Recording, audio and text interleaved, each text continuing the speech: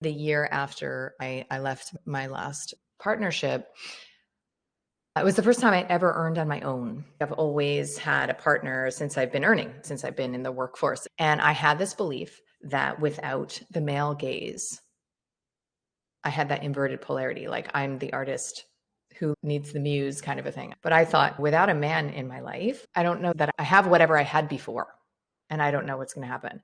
I told myself that my business was failing and that everything was a struggle and things were falling apart and blah, blah, blah. I was like really in this victim story, but I'm so good at my victim story that you can't even tell. They seem so true.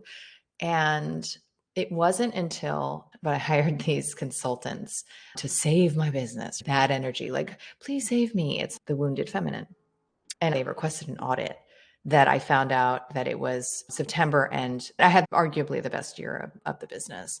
That was shocking. That I was telling myself this story of poor me, so sad. Look at me withering without the sunlight of a man in my life.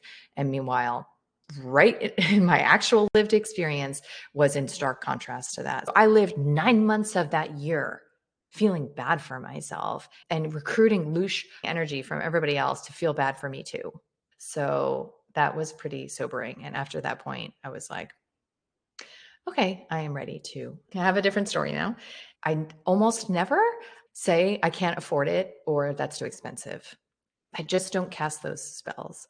And that language is so pervasive here. In New York, we don't really say that either. At least in my culture, we didn't. And down here, it's very common. How much does it cost? The first question, how much does it cost? I'll come from some healing session and be like, oh my God, that changed my life.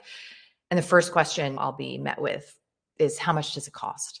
And if that constriction is how you lead with the meeting of your desire, there's a lot of energy there.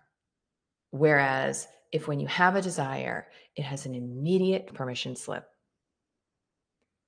something moves.